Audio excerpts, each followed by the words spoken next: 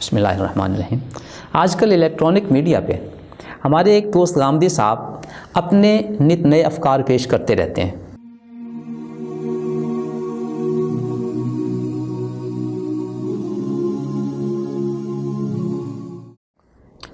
امت اسلامیہ میں اجماع کی کیا حیثیت ہے یہ کسی پر مخفی نہیں ہے۔ اجماع تیسرے نمبر پر ایک ماخذ ہے، ایک دلیل ہے۔ قرآن کریم، احادیث شریفہ، اجماع امت، پھر قیاس، اجتہاد، یہ چوتھے نمبر پر ہے۔ غامدی صاحب چونکہ اجماع کو ایک دلیل کی حیثیت سے تسلیم نہیں کرتے، یہی وجہ ہے کہ اجماع کی جو دلیل حدیث شریف میں وارد ہے، ان اللہ لا یجمع امتی علی ضلالہ، وہ اس کو مسترد کرنے کے لیے ایک خود ساختہ بہانہ ڈھونڈتے ہیں۔ وہ آپ ان کی کتاب مقامات صفحہ 160 میں دیکھ سکتے ہیں۔ کیا کہتے ہیں؟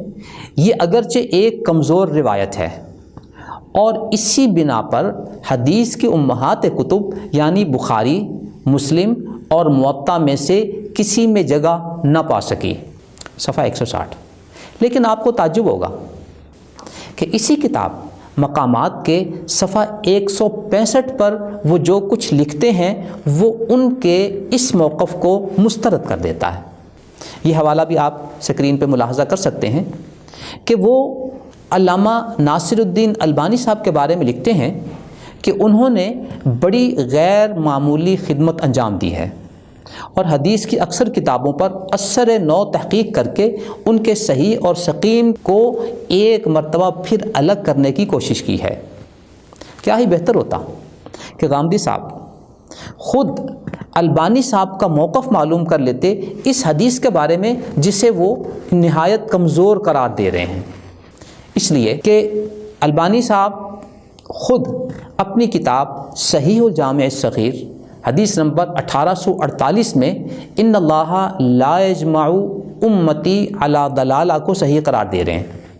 یہی البانی صاحب مشکات میں بھی اس حدیث کو صحیح قرار دے رہے ہیں۔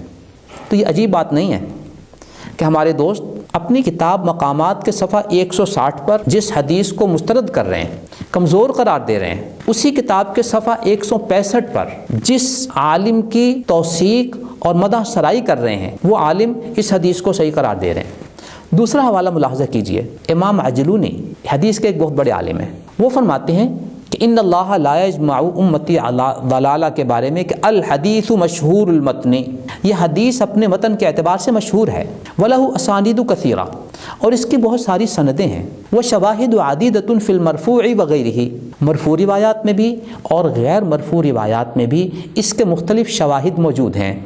یہ بات انہوں نے اپنی کتاب کشف الخفاء جلد نمبر 2 صفحہ 430 پر لکھی ہے۔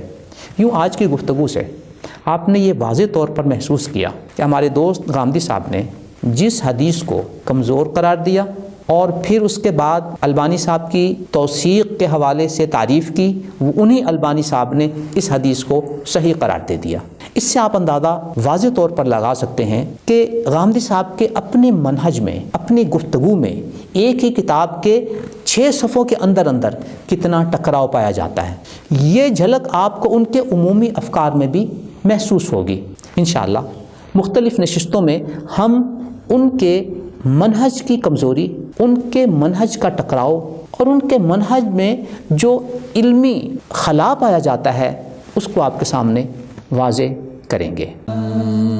نظروا لطيبة ونور طه يسطعون